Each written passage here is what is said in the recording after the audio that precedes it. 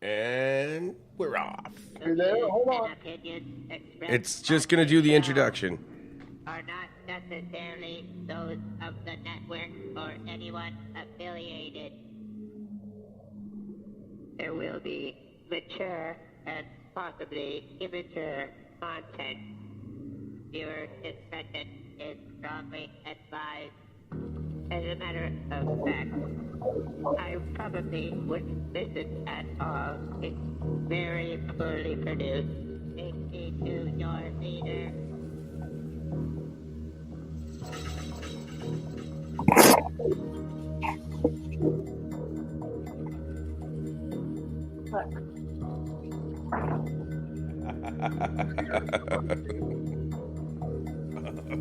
Yeah.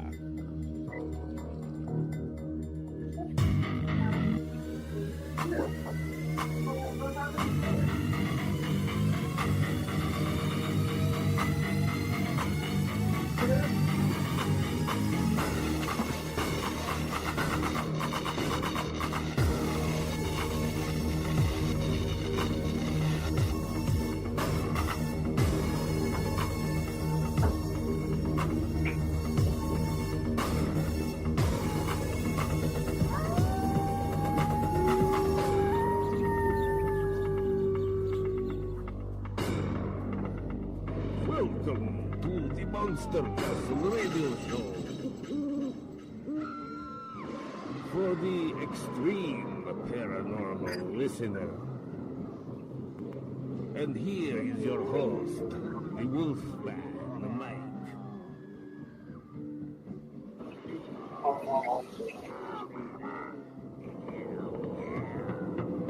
This is where all rumors have.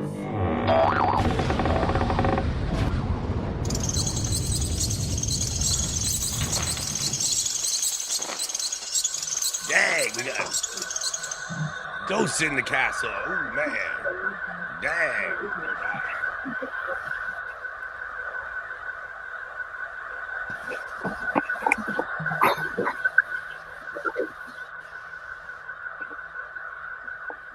How you doing, folks? This is Wolfman Mike. Welcome to Monster Castle Paranormal. This is a spooky, strange world that we live in. And, you know, what happens to our spirits when we pass on? We don't really know. There's much evidence to support the fact that we may just live on. And there's people out here, and they're working on it, gathering evidence to support what many people think happens. Ghosts, shadow people, demons, strange things, strange stories. I like to listen a lot of times to what the native people have to say. And you know, I've researched with the Bigfoot researchers, the Res Squatching team. Well, I came across a group that reminds me of those folks in a lot of ways. I think they're doing a great job. They got a YouTube channel. They're called the Native Paranormal Seekers. And they got some really cool stuff. I met Tanya on Twitter. I don't believe you've been on any other show, so I think we got her first. But I'm not sure about that. But here we go.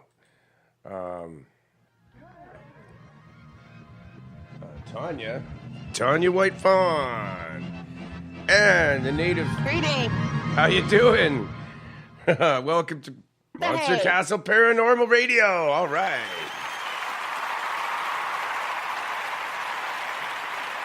Hey. You sound great. You sound awesome. And yeah. How are you tonight? I appreciate you having us on the show. My name is Tanya White Fawn, and there's my husband and my two daughters, Katie. Oh, hi, I'm Katie. Hi, Katie. And my daughter, Kiri. Kiri? And my other daughter, Kiri. Kiri. And Yeah, Kiri. And it was Kent. Great. All right. Welcome, everybody. Yeah, I was watching your all week I've been in my spare time and checking out your YouTube channel, and it's awesome. Kent, you did a great job. I think you're the one editing.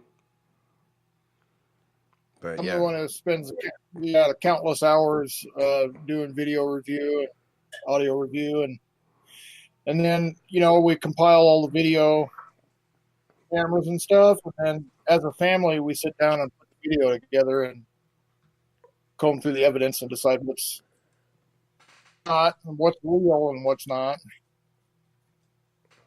right on. Yeah, you did a great job, and I know what it's like doing hours and hours and hours of listening when I'm editing old shows and clips and things like that. But yeah, and the video footage that work that you guys do is pretty cool. Well, I know it's painstaking like a needle in a haystack too sometimes. But how it comes out for the viewers is fantastic. Shout out to Stabby McCugs and Dennis Dyke in the chat room. Great. Okay. And okay, I don't know where to start. Okay. Let's let you where do you guys want to lead this show? Kind of describe what we do, and how we've been doing this for over 10 years, and we are a family team. Our tribe is Shoshone. And we do have guest investigators come on and help us when it's like a big job we do. We do cleansings, and we work with energy, so we help on and we fight evil. And yeah, you and guys are. communicate with spirits. How do you guys work it? Do people give you donations if they can afford it, or you? The donations goes towards like paying for our gas and Equipment and stuff. Yeah. our replacement batteries and stuff like that. We do not make a profit from our gifts that we have. Nobody should, as a psychic, or shouldn't do that either. I mean, we're Native Americans, so we have our own gifts that we have that help us find these amazing evidence. It helps us go to a certain location in the at the home and start talking. So we start communicating in that moment. So yeah, that's why we get such amazing evidence, because of our gifts that we have. It kind of hones in on where the spirits are, and we're able to see and hear them. I'd like to ask a question. My daughter Carrie has a gift. Here comes the question. Okay, question. Oh, do we got? Okay, Dennis, are you here? Question. Okay, Dennis, my co-host, is here. He's got a question for you already. But you cut out, so try that again, Dennis. My name is Dream Master. I'm Dennis, and I guest here. Thank you, Sir Mike. You're welcome. Ask you, how is it that people can read the wind? I get a lot of information from myself, from nature, universe, from the wind. Water is awesomeness myself too, but yeah. Sorry. And well, every single native has the ability to connect with the earth and its energies, and that same connection. It's just they've forgotten how to do that. But Native Americans, we still have that connection. How do they remember? In my opinion, I don't mean to cut you off, ma'am. Sorry. Because we're all in 3D distraction, and we don't remember these things. So what is it that people can do to remember from where they came from? Oh, yeah. Well, yeah, you can. We have our elders, like our aunts and our uncles, who's medicine men and women, and it has their own tribe. Do you belong to a tribe? Not myself. I belong to many things, but I don't specify myself to anything. I know as a native who's not affiliated with a tribe, how to get back into connection. Universe to spirit, Yeah. right? You know, like Well, right Yes. where you gotta mind. sit quietly. You have to sit quietly, and you have to deep breathing, and connect with the earth, and it's like grounding and centering yourself. How do they connect to And the ground and center? See, I'm very passionate about this, Tanya. How? Mhm. a lot of the men would do like vision quests. The women would like connect with the earth, through our herbs, working with our herbs, sage, meditation. Hi, Katie here. Hi, Katie. Uh, Katie there. Hi, Hey, Katie there. another way that we connect is well, when we do meditations, we put ourselves through a lot of discomforts in order to separate ourselves from reality in a way. You know how mankind are all about their comforts, mind from body. We try to separate that. Fasting, going some periods with a little comfort as possible in order to do a certain meditations, to be able to uplift yourself to get to a meditative state. Yes, this is all physical. Like in regards to mental, like when you do go into meditations, because I refer to it as processing. I process, right? Daily event. So it clears my subconscious. So when I go into my dream state, my dream time. So what is it that like what is the thought process, like the thought that you need to hold, like the matter, the energy that you hold within yourself, where connect with the earth and like the spirit world. That is that what you're talking about? I think Because it's all the same thing. It's once you connect, once you have the ability to put yourself in that state, you will start feeling, hearing, and seeing things. It's like with the vision quest. You have to put yourself in that state where you separate from everyday activity, and you'll see it. It will happen. And hold on, Katie's got to say something. Hey, but while also going in that state, you have to realize that you have to, it's also like a prayer as well. So when you are going into that state, you have to completely be concentrating on what you're doing. So that's saying, as my mom said before, you're trying to ground and center yourself. You can't just be thinking that, oh, I'm grounded, I'm centered, I'm centered. You have to actually be envisioning what you're seeing. So an example is a really bright light of your own choice, anything that you're most comfortable with, anything that you identify with. Yeah. Picture a bright light coming towards you from nature itself, from the trees, from the clouds, from plants even, going through the top of your head or the crown, or even. Going down from the top of your head all the way through your body, like in a cleansing, and then picture that being very, very warm. And then in order to get rid of that excess energy, you have to envision roots at the bottom of your feet. Imagine this is very physical and mental at the same time. So you have to very concentrate on this in order for you to actually feel it. So envisioning these roots at your feet, it allows that energy to flow through you. I have a question. If I can go further with that, you set intention. This is the way I work, right? I set intention. And I ask universe, and I got to be able to pick up science signals because there is no vocabulary, really. And so, is it a request that you make, an intention that you set, or is it something that universe always has for you, and you have to, and it's just for you to pick it up and how to do that? Because this always It is the intent, because the universe is there for us to tap into, but you have to put that picture in your head, or even in your prayer to what you want. Definitely intent. the same thing with sage. You know, I keep telling people over and over, you are working on creating this energy. Same thing with working with crystals.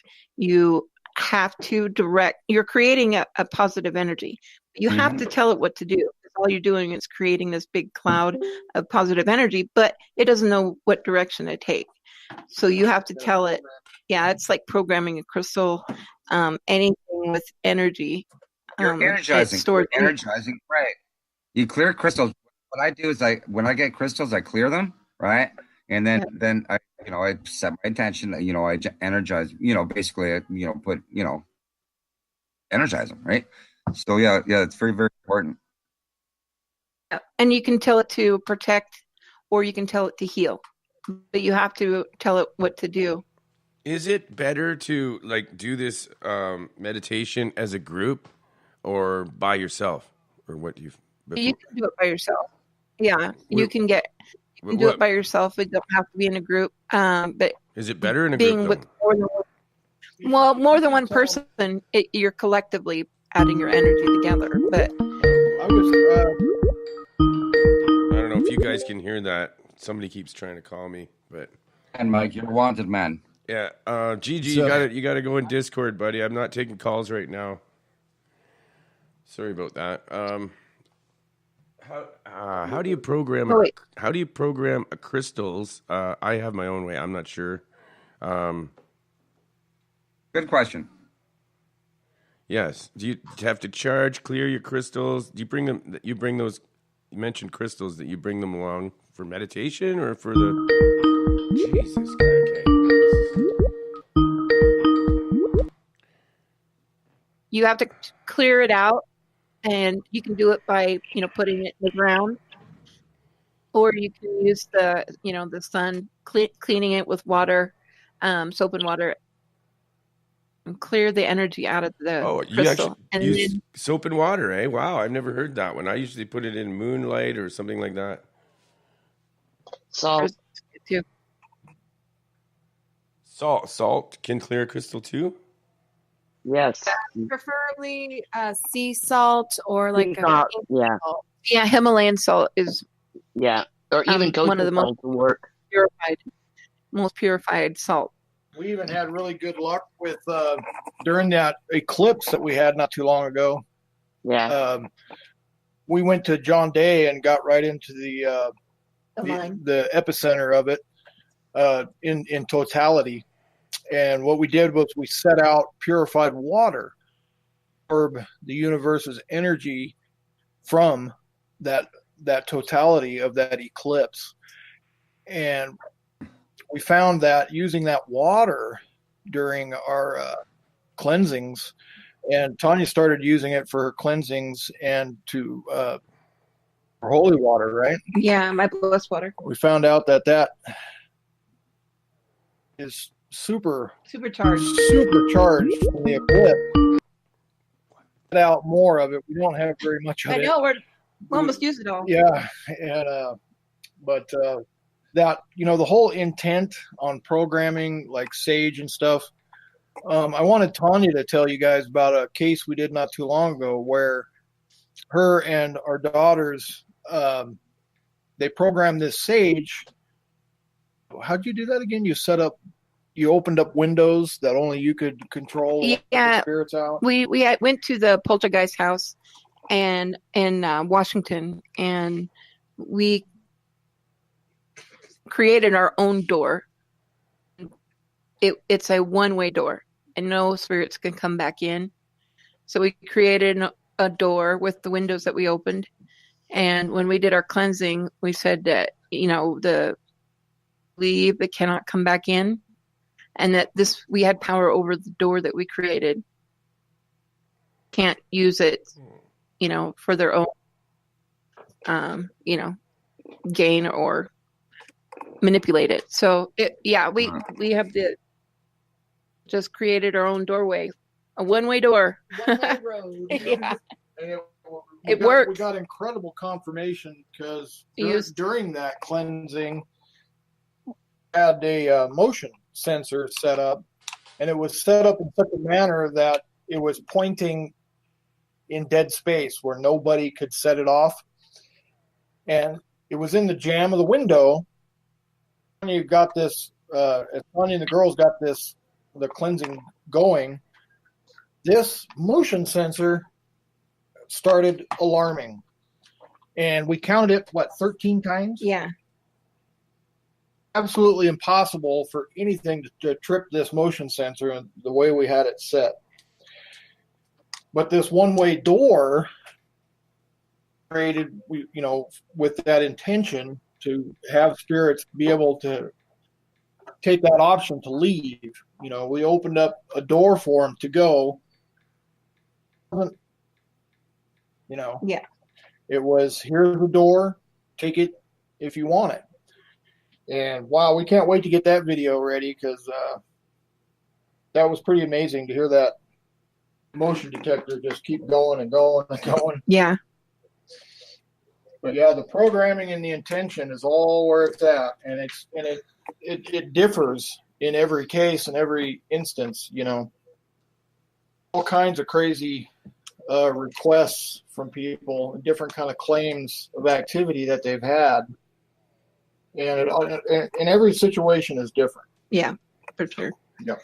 So, but we wanted to videotape because the prayers that we say and work, because we work with herbs also, it's so powerful that we got so much activity. That's what began our quest with this whole paranormal team.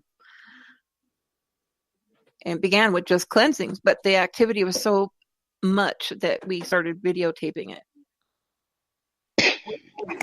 Yeah, I mean yeah, we had these eagles that we had, and we were burying them, and because as a native, they're so sacred, we don't want to put it back on the ground so that other animals will eat it like a animal carcass. We put it back in the ground so that the energy would go into the earth, and that way we can draw on that energy again in the future. So we were burying it, and I cleansed the hole first that we dug, and then when I put it in the ground, I put these herbs in it, and you can actually see balls of light going into the ground. It was so amazing. We'll put that video up too on YouTube. People can see these orbs, right? Caught it on camera. Caught it on infrared camera. People witnessing without the camera. Not all people can see that, though, right? Yeah, you can't see it with your naked eye. Some things you can, some things are caught on camera. You're more. That's why we wanted to, videotape it and use this paranormal equipment, catching it on video.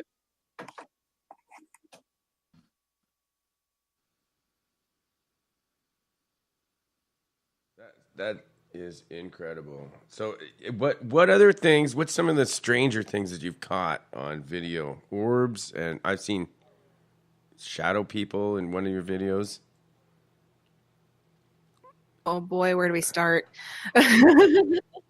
You've caught a lot of shadow people, but I didn't mean to call them orbs. I didn't mean to call the light orbs, but yeah, everybody has a label for everything or whatever energies.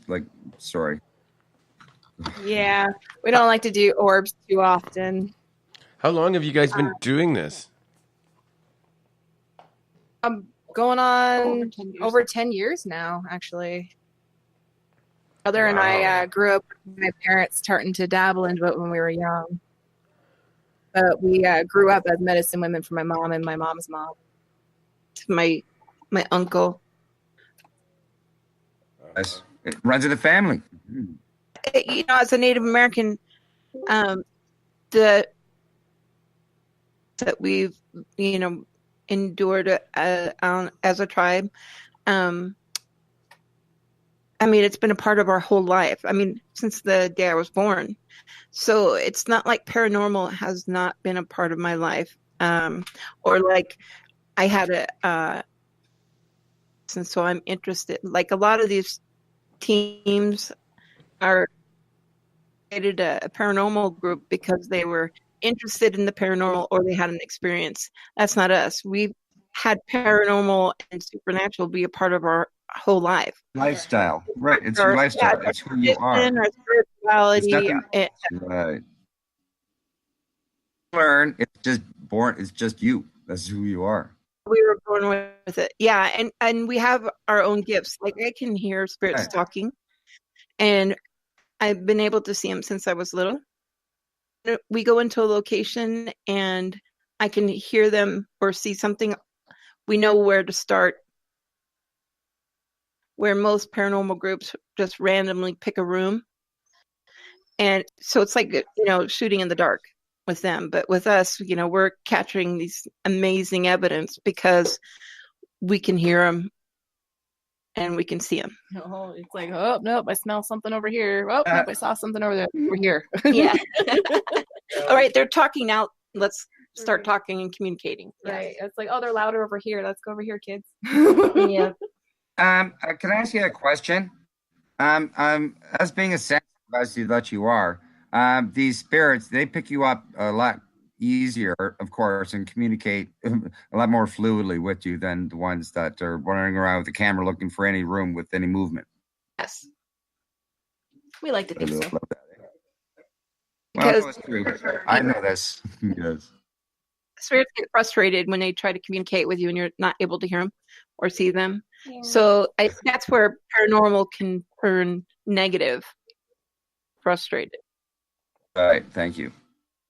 Mm-hmm. We can kind of hear the whispering. The equipment just magnifies it more.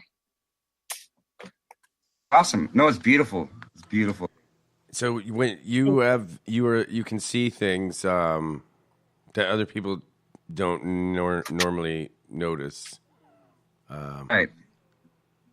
And do you guys all share this ability, or mainly just you, Tanya, or? Well, for being intuitive. Katie. We all are all sensitive, and everybody on the planet is sensitive. It's just some are more intuitive than the others. Mm-hmm. I think it's how our Creator instilled in everybody as protection and our way of communicating with them, so we can hear them. It's just some people are more than our family. I know it runs in my family. And Kent, just being around us all the time, is starting to pick up on that a lot. Like he's getting so good at it. Also, the fact that he's got a bit more of understanding because of how in depth that we are in our research. Yeah. But everybody. Hi, Tanya. Yeah, everybody in this family has a gift. Katie can see past. Kiri, she can do that too.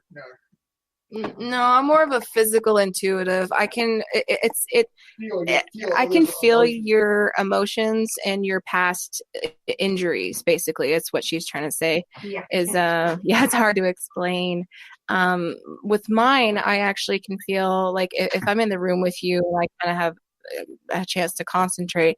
I can actually feel like any aches and pains that you might have, and sooner or later, those aches and pains from that person will leave that person for a short time and go straight to me. Wow. Yeah. That's total empath. That's total empath. Oh, yeah, 100%. physical empath. I know. Yeah, we don't really. Dennis is in heaven my here. My sister's relatively the same too. Dennis is in heaven here. Yeah. And okay, I've got a question from the chat room. When you mentioned the door opening, what specifically happened when the doors were opened? That we were talking about. I think you're talking about when you were meditating and opening doors. I think that's what he's talking about. Hi, I'm here. Oh, Darren. Okay, hi, Darren. Right on. She said when she opened the door, and I was curious what it was like when she. Did she just mean in general she opened the door to the other side, or was it we opened our own doorway using a physical window. Basically, it's working within the in between. When we cleanse a area or a home, we start from the very back. We open up all the windows, and with the window that we opened up with them, it's like it's that intent that we were talking about earlier. We intend to they opened up a small window. What we used was sage and my mom's blessed items, yeah. And Oh, and the what happened? intent. So we just, with that intention, we bless the house, and with that, with the smoke that we use, and with the items that we concocted together for the specific item, for this specific investigation. Because remember, every investigation is different, so you cannot use the same things. So we have to do the investigation first before we conduct how we're going to fix this or how we're going to move on from there. So when we open said window, it's physical window for a placement, but you can make the window anywhere as long as it's an intent. Like when you see a priest bless an area, he uses a physical cross that he does. That's it's a symbol of intention. It's a symbol of power that he uses personally to put power behind an action. So the way we do it is very, very similar. We just use different items for this certain investigation. So when we're opening this, I'm sorry, what? That specific investigation, when did you know that the door was open, and what specifically happened when things started happening? Well, that's where we had the motion detector in the window, and it was facing the door jamb, so no else's motion could set it off. And we were counting, it went off, and it let us know that spirits were leaving through the door that we created. So you were trying to get them out of the house? Yeah. The whole point of opening that door, it was a one-way door out, and it was not a door in. And so you saw like the orbs leaving. Yeah, it's like, if you are bad spirits, like, don't let that door hit you in the back of the ass on your way out. All right. Yeah, okay. This is the bottom of the hour. Paranormal radio show. We explore the paranormal phenomenon with researchers and skeptics from all walks of life and beyond. Fridays and Saturdays. And we're here with Tanya Whitefawn and the Native Paranormal Seekers. This is a great interview so far. Next question. We're already a half an hour in. Okay, you got a question? Go ahead, Dennis. I have a question. How do you deal with negative energy, like negative spirit energy? How do you remove them, like in a metaphysical manner, if you want to call it that, without using divination tools, whatnot? Like, I'm just. So what? It depends on what spirit it is, because a lot of times the spirit is negative because it is trying to tell you something. It's trying to communicate. So who it is, what it is, and what item it's going to work against. Yeah, and what it needs, because sometimes it needs your help. And usually it just a message it's trying to pass on, and once it's done, it can move on. But it depends, and also once we know what it is, then hundreds of different types of herbs, different types of mineral rock blessings. I mean, that's why we always do a walkthrough with our preliminary investigation to figure out what we're dealing with. And then we go back and we get the right herbs that we use that are either positive, even negative herbs. Through process of elimination. Yeah, so are you usually doing cleansings, or do you ever try to get in touch with spirits just to do it? Communicate with them and find out who they are and what they need. And if it is something negative, then we will leave. And if they don't leave, we can actually put them in a vessel. So we buried one. We buried one. You can see it on video. You can see where that actually happened to us, where we removed an evil entity in a vessel and buried it. And we don't like to do that as our last. Straight up, I'm gonna ask you, ladies, straight up. Have you ever been referred to as being witches, like that? Spirits call us that all the time, but that's not what we are.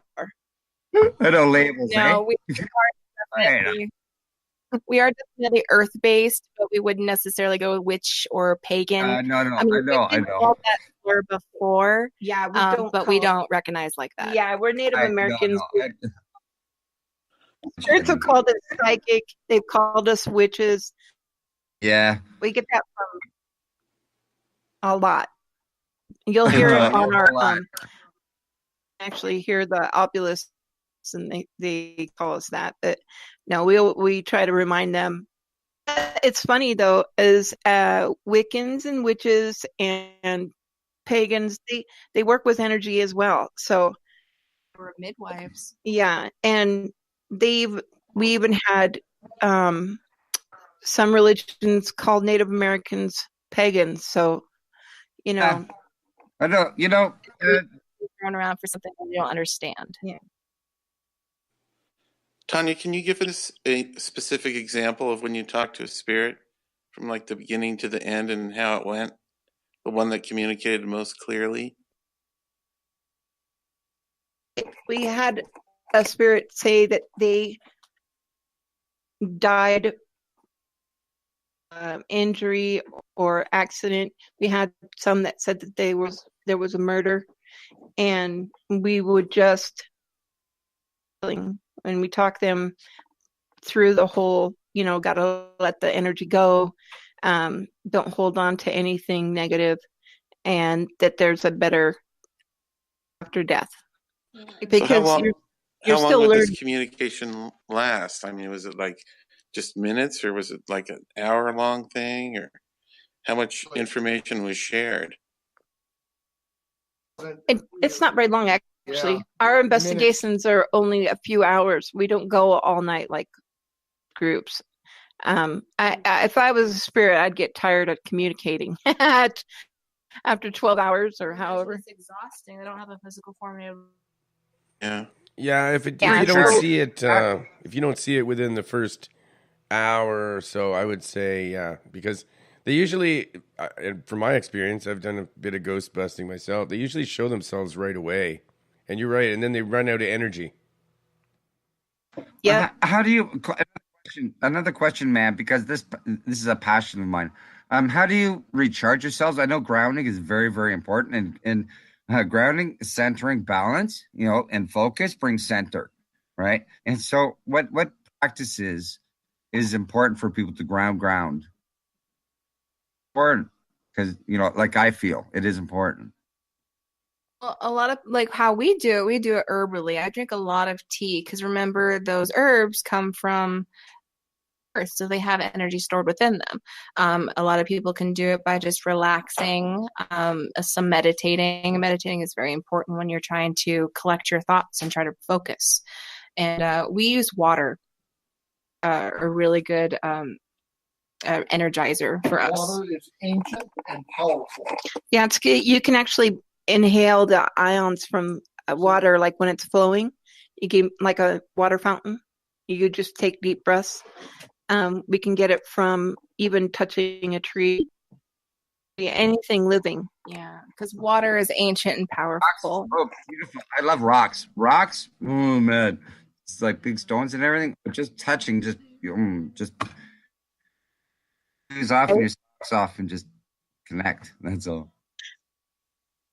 And our medicine bags, important to us.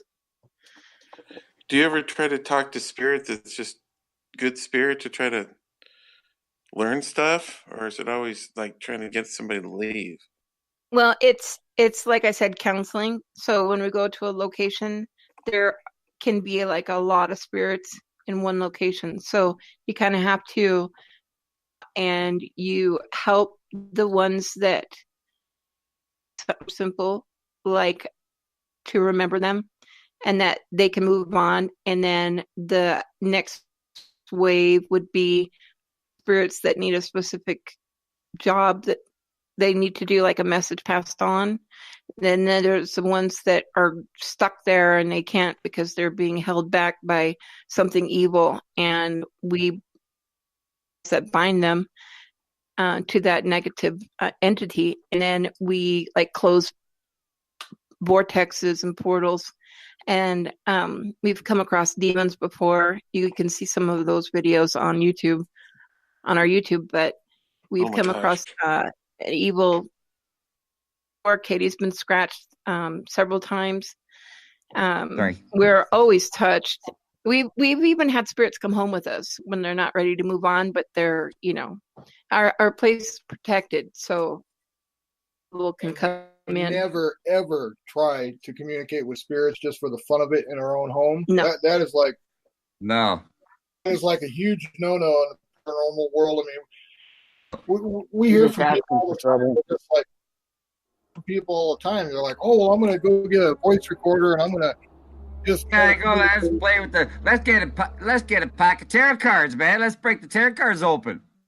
The ones I can't stand is when they start harassing them just to get them to talk. God, fuck that. Oh, that sucks. Are you kidding me? Oh yeah, they do that, and it's like you don't fucking mess with that shit. People that are alive don't like when you do that. Why would anybody not like it when they're dead? Makes no sense. Yeah. You guys. Plus, you have your. That's Leona. Just so you, I would like to introduce one of my other guests here, Leona. Well, we're always hanging out here, and you know what's going on, Leona?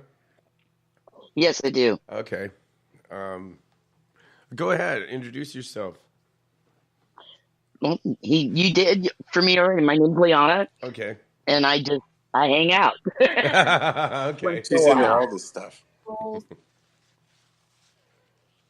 As far as like stones and stuff, I cut stones. I have lapidary and stuff, and I have a collection of.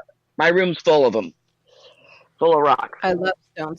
I love rock hounding too. Yeah, I have like a collection of crystal balls and a bunch of different stones and stuff. So yeah, I've Mom seen. used to actually take us on rock hunting expeditions. Oh yeah, that's fun. I've been doing that since I was a kid. Yeah, night. Yeah, well, crystals, more like a crystal expedition. Yeah. Well, where I live, there's a lot of obsidian. And there's a lot of like garnets, and it's volcanic. I live up in Northern California, where the grapes and stuff grow and stuff. So there's a lot of near the San Andreas Fault, pretty much.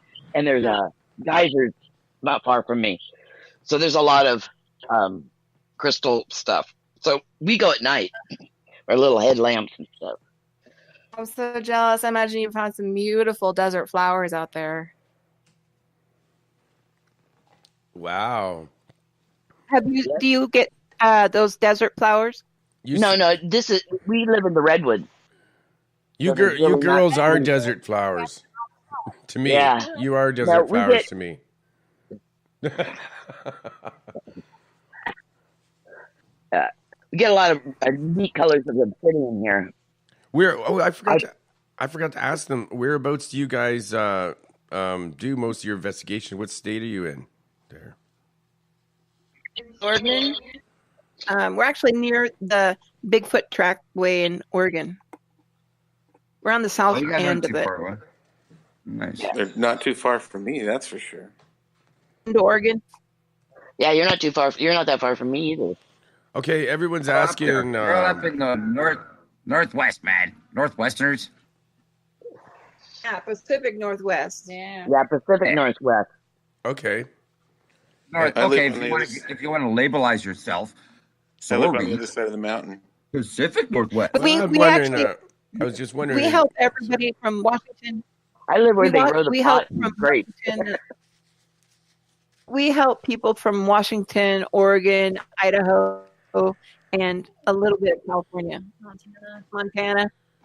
Wow. Okay. Well, there you go, folks. And you can find everyone's asking for their YouTube link.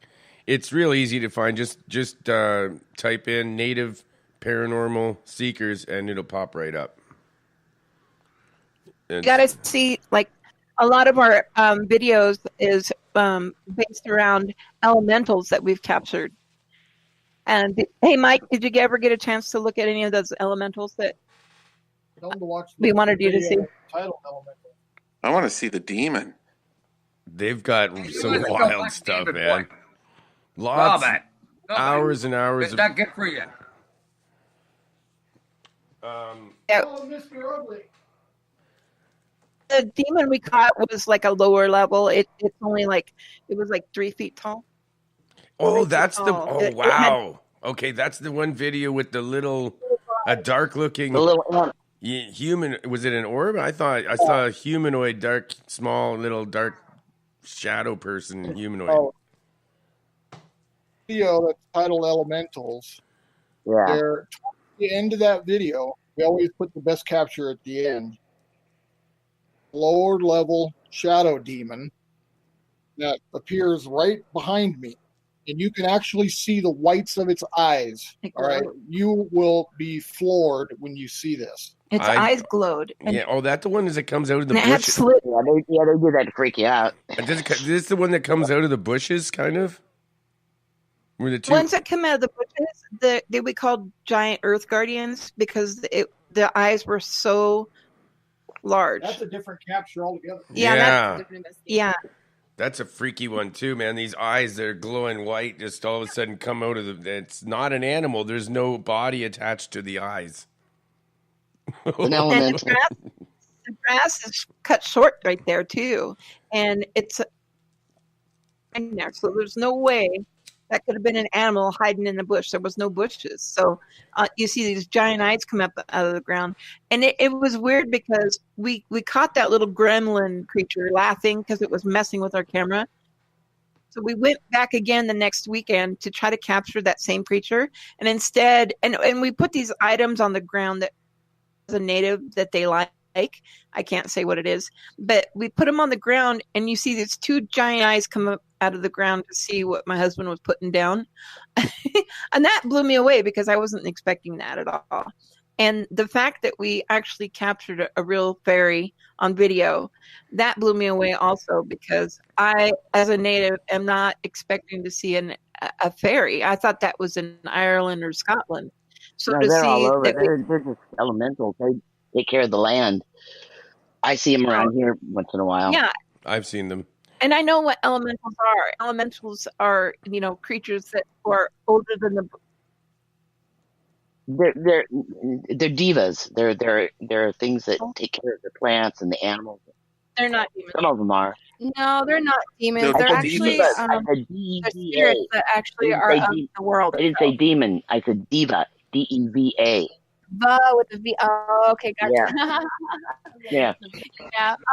Well, Brownies, berries, housewives. Will of the Wisps. Well, there's a different kinds. There's water ones. There's plant ones. Sprites. Yeah. I've seen them where actually had one touch me it was flying. I thought it was a bird or something. It's in the middle of the night. It was a gray, scaly, reptilian, humanoid, small creature about 1 foot tall with wings, and it grabbed my hair. It was fluttering beside us for a while. It was humanoid. Not your hair. Yeah. And Yeah. the thing with the fairy that we caught really threw us off because we're used to saying elementals because elementals are our fairies from our tradition because elementals are like there's an elemental of water, elemental of like growth and stuff. So with the fairy that we caught really threw us off. It was like, oh my gosh, it's Tinkerbell. Well, your people. I mean, I believe it's the Micmac Indians from out east here. They talk about the little people, and they're actually quite nasty, and they like to cause trouble. Yeah. Well, yeah, they Nimbly. yeah. They don't have that line. They will step over that line, and they that's why some people will think that they're evil. Don't have nothing that holds them back. And like I've seen where there was an instance where this man had trouble at his home, and he said even the Bible wouldn't stop whatever it was that was in his home, and we were like, that's an elemental. Yeah, feed them. Feed them Leave them something to drink and some food, and they'll leave you alone. You got to direct them. You can't get rid of them. You have to. No, you just got to manage them. If I have them here. They used to steal my stuff, like my cigarette. I mean, I'd actually see it move, and they try to steal my keys and stuff. Oh yeah, that's And a I lep. started leaving. Yeah, I yeah, started reading up on it, and constantly I just started leaving them bread and cookies and milk That's and stuff, and they stop. yeah. Those are leprechauns. What they call in Ireland leprechauns. They steal your Like stuff, there's move your keys There, around, and that's basically there's also a thing called they call them house whites too. yeah. They actually protect your house, but you do have to feed them. Yes, you're Oh exactly wow. right. They're a house spirit. They're there watching you. They're in your house. Yeah, Yeah. I have a lot of those little guys out here out in my yard in here because there's an aquifer. I'm not sure what I have in here, but I definitely have a spirit in this house. I've seen it through the reflection in the windows behind me, walking by. You can see the shape of a person walking behind you, and you turn around, nobody's there. The lights turn off and on by themselves. Objects move across the room. Yeah. Yeah. Some You ever be driving along and knock out street lights? And my dog always growls at a dog growls and then looks and then I'll see this shadow go by. Oh, yeah, it's pretty spooky. Yeah, but I'm used to it. Some religions call them. Some religions call them demons. Some religions call them demons, which is sad because they don't realize there's so much there. Or there's so. I dealt with something once that I would say was a djinn. Yeah, they're nasty. I couldn't hardly get rid of this one either, and I had to offer it food. That worked. Showing it love actually worked. It didn't like my generosity. That disgusted it, so it left. What was it that they thrive on? Chaos and negativity. Yeah. I believe so. Something like that. It was feeding off people's fear, and it was becoming stronger. Disruption and stuff. Well, I live on top of an aquifer. There's a vernal pool of water underneath where I live, and I live on a minor ley line, and I get all sorts of things coming through my house. Where elementals are when we go look for them and try to catch them on video because they love to live in an area with the perfect elements. That's water, foliage, trees, flowers. And behind me, I have current of energy. We've got a tree of life circle in my back. There's a field behind me, and that's where all the aquifer is too. And I see things in there all the time. I see like shadow people and stuff.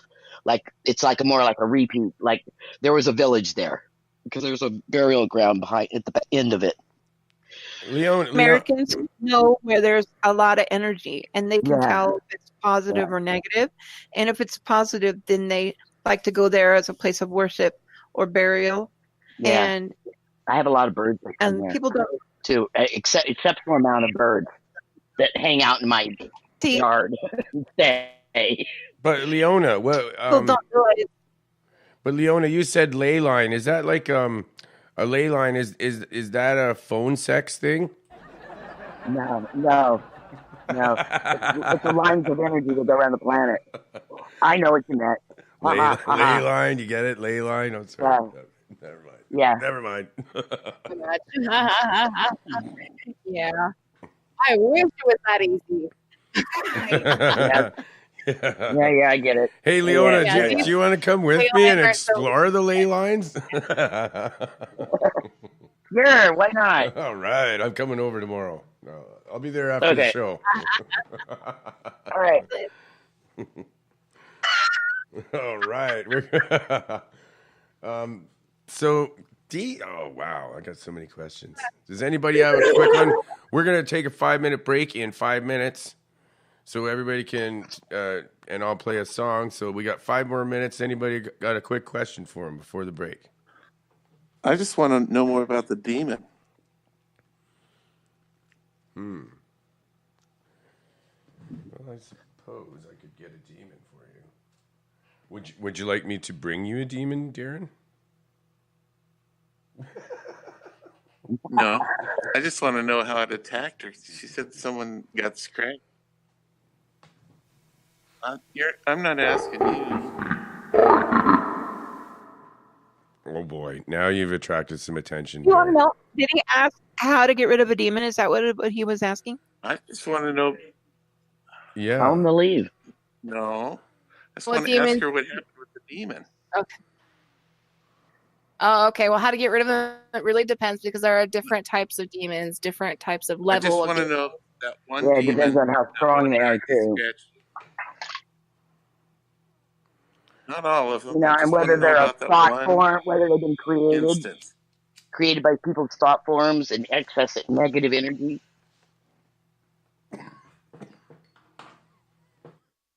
Thank you, Dennis. Well, you have to remember that demon is just a general name for a lot of a conglomerate of things. Like we're humans, but we're Homo sapiens. We're Native American. We're Mexican. We're Spanish. It's a very general word for how much is actually out there. So Yeah, and most trial of and it is error, created by our thoughts. Most of it's created by our thoughts. We've created those things through negative. Demons thrive, like Kitty was saying, on chaos. So Yep. you want to live a positive life, and when you have negativity in your life, it attracts negative spirits. Negative, yeah, negative. Who got scratched by it?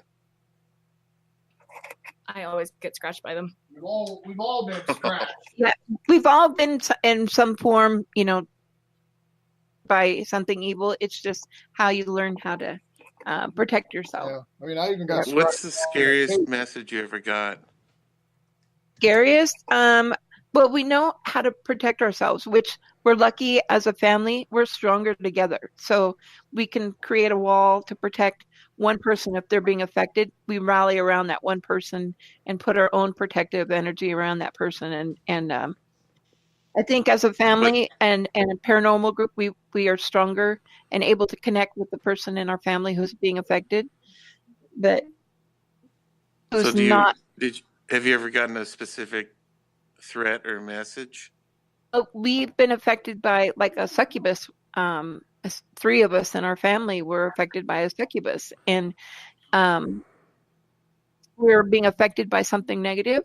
We fight back, with protection. So we have wards put up on our walls to keep anything evil out.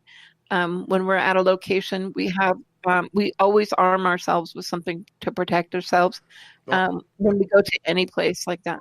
How did you know it was a succubus? Was it the way that the demon was walking or dressing, or was it like really sexy?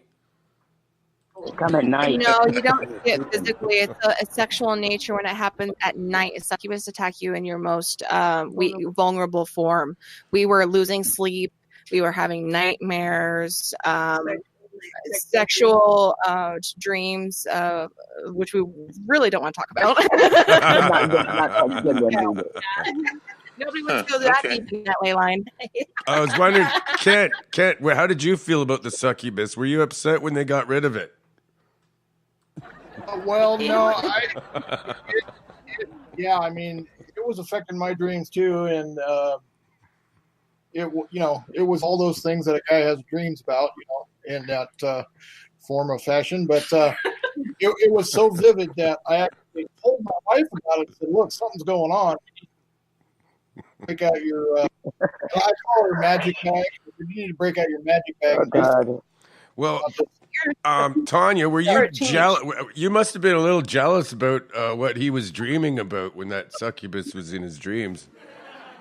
I was enjoying my dream, and I was like, "It's a dream. I'm gonna go with it." But yeah.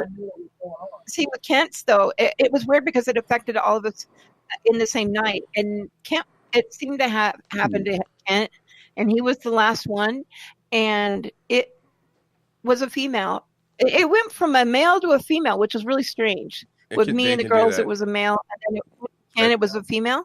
And when it was affecting him, and when it was affecting Kent, he was standoffish. And another female in his dream came up and actually fought with this Wow, succubus. Oh my gosh! Why So we knew- that's his spirit Yeah. guide that Yeah, took that must care have of been it. an angel or something, a lower angel. An elder or That's something. how we Yeah. knew. Because So that's that's what it a was. similar story to Yeah. like this lady with somebody who told me this was Reverend Polk from Florida, Reverend John Polk. He had a succubus after him, and there was somebody in his house that was a new girl he was seeing or lady he was seeing, and the thing latched onto her throat and was actually choking her physically. And his spirit guide is White Wolf, and White Wolf came and fought this succubus off. That's what happened to us too. That's crazy because me and the girls, we thought it was just a dream, when we were like enjoying our dream. But with Kent, and stood in front of her, so she couldn't actually physically touch Kent, and they were fighting. Which that's what made us think this was something that was trying to, get into our dreams that way. And then Kiri, she's had dreams where, like she was holding a baby bird, and this baby bird was in her arm, like sucking on her. Hold on, let Kiri explain it. Hang on. Can you hang on to after our break for this story? Because it's a good one. Okay, better. And we'll be right back, Leave 'em folks. hanging. Yeah, leave them hanging for the break. All right, this is awesome, man. Great interview. We're gonna take a short break. Enjoy this music, folks, and we'll be right back. Monster Castle Paranormal, Man Mike.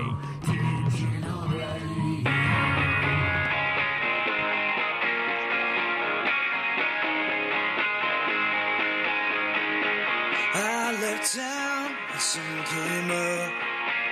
I packed my bags and hit the road. I love you, baby, but I gotta go find this poor fool doesn't know. So many questions I can't define. So many answers I can't hear. I need some time beyond the city lights. Gotta keep my heart in gear. Maybe I can make it clear. I wanna learn the light to believe. I wanna cover you in gold. Lay your hands on me like a faith healer, and I'm never letting go. I know you tried to do the best you could. I guess I had another plan.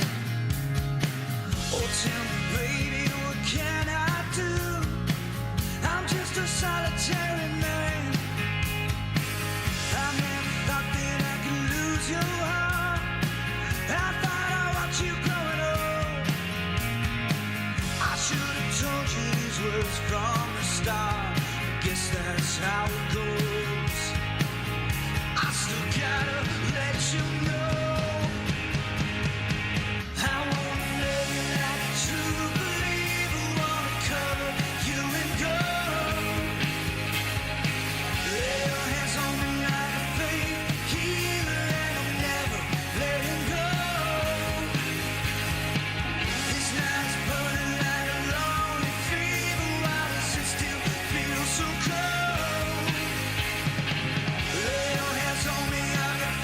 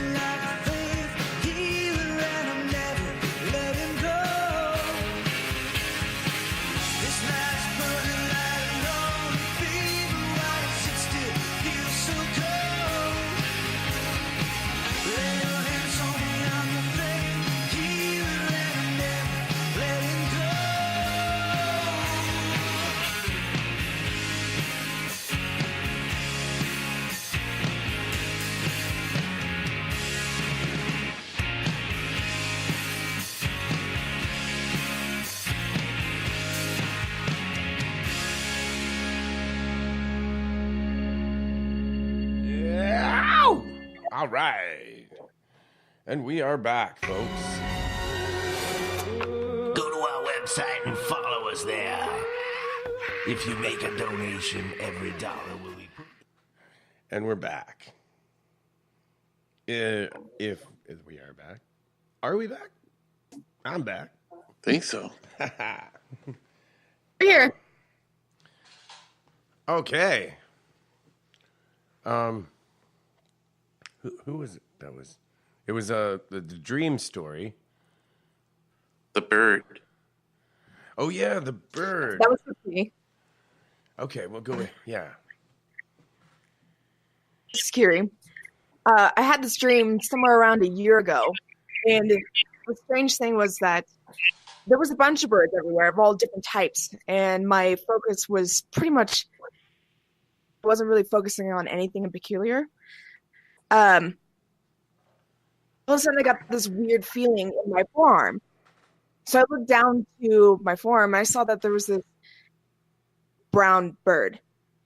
But the weird thing about it was that it had a really, really long beak that was wickedly sharp, and it was in my vein. Really, really long legs that was wrapped around my forearm, and it was trying to make itself as small as possible to try to not be noticed. Was this a real bird, or were you seeing into another dimension, or is this an actual physical creature? Dream. It was in my dream. Oh, a dream. Okay, I'm sorry. Yeah. Oh, wow. I had a dream very similar to that. Keep going.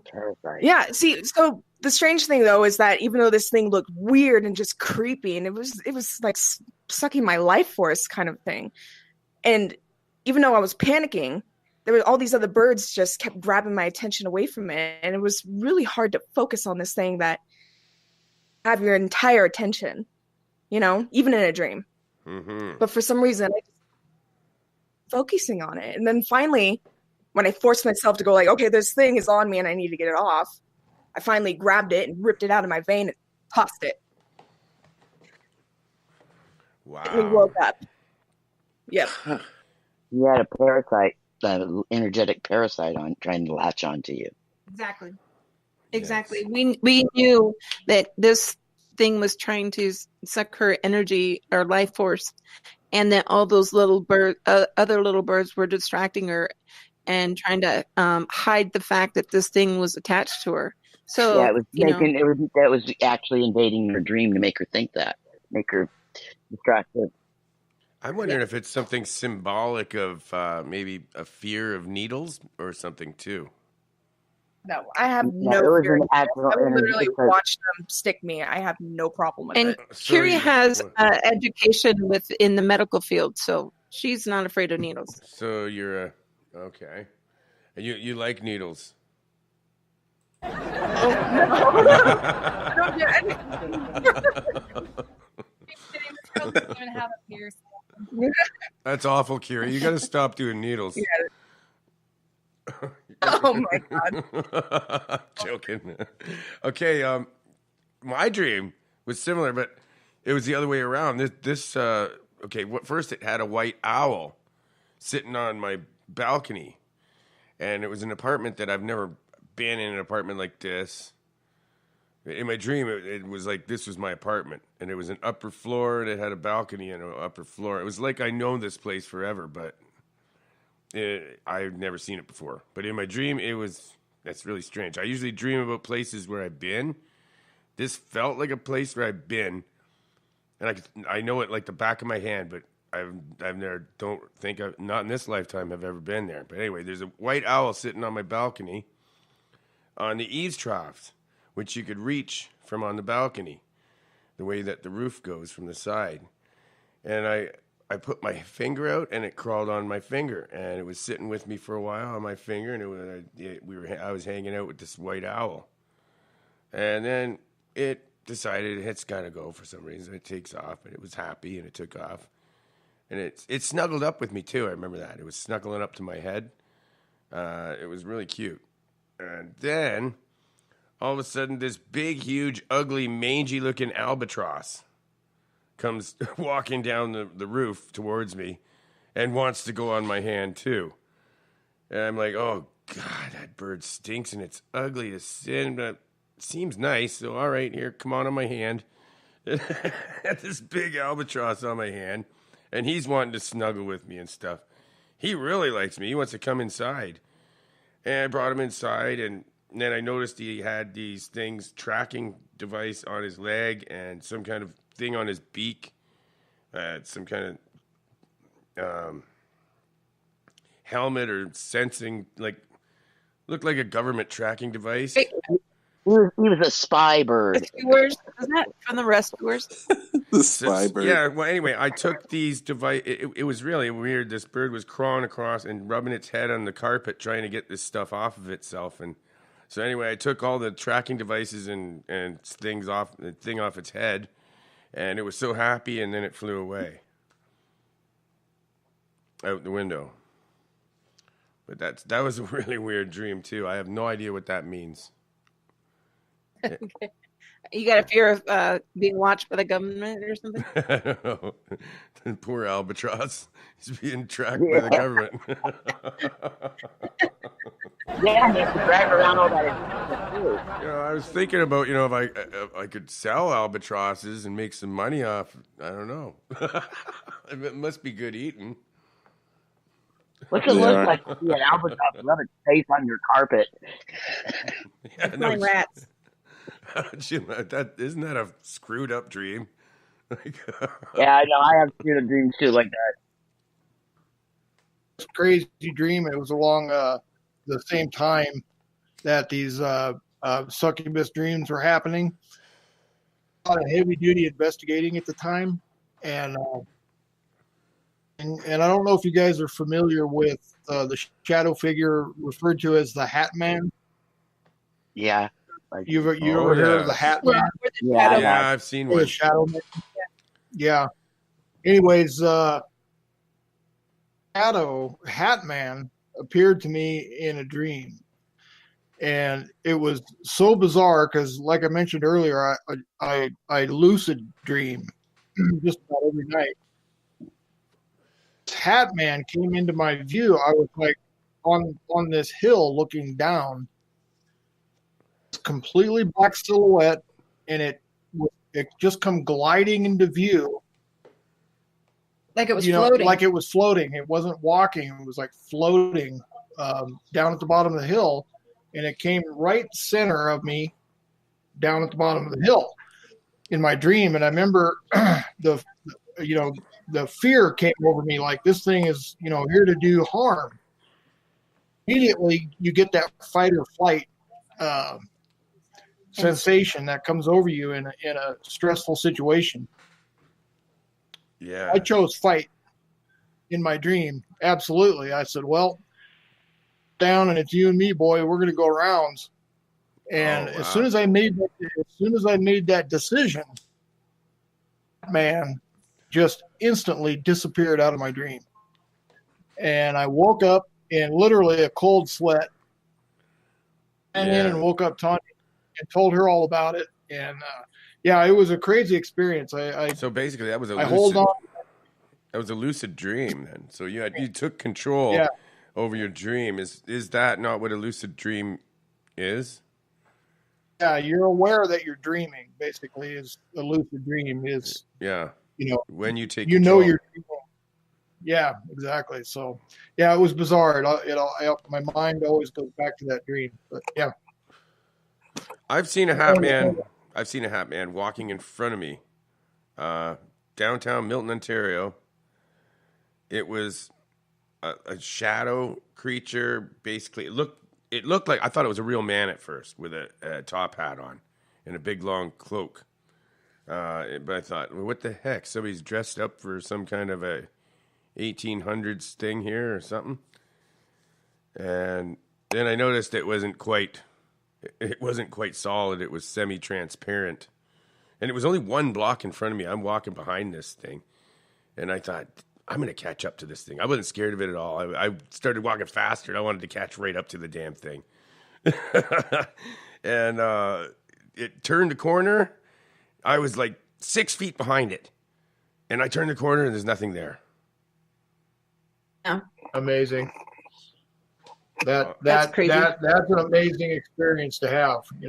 That's a good one for sure. Yeah. I mean, we on a lot of these investigations, we did one a couple years back where we were investigating an old memory care facility. We would hear the loudest footsteps in the other room. Well, there's nobody, around the corner, and we heard these footsteps coming, and it just happened that camera off. And Tanya and the girls had just went down the stairs because we were headed to the basement because we had a that's where we caught that Mr. Ugly Shadow Demon, was in the basement of this place. They had already headed downstairs, and I had shut my camera off just for a second, and that's when we started to hear these footsteps, heel to toe footsteps on wood floor.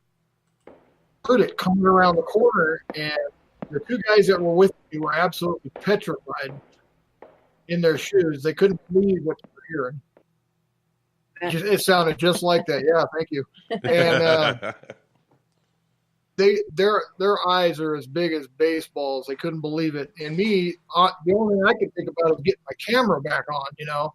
I'm fumbling to get the camera back on, and I'm getting in position to look around the corner, and look down the hallway because we could hear the footsteps coming down this long hallway. We were frozen, and I finally get the camera on, and I hear the footsteps coming out around the corner, and bam, there is nothing there. Oh. Dark hole. Yeah. Did all your hairs stick up on your whole body? You could feel the energy move, all the hairs stood up, all that. Yeah. And we had caught an EVP during that experience. I looked out and I said, hey, we can hear you walking around. We got this EVP. A whispery voice said, looking for you. Oh, yeah. Gosh. A whispery voice caught on the camera that I was holding. Yeah.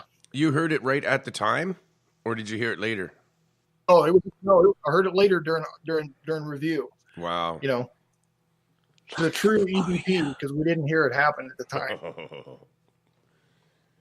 That is. That's just that's one of the hundreds of EVPs that we've captured. So. Wow. Good times. Yeah.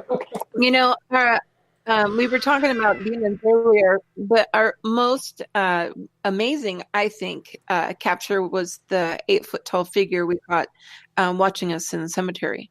And this figure was really thin. Did you ever get a chance to watch that video, Mike? Yes, I seen the cemetery one. Oh, that's the giant thing, yeah.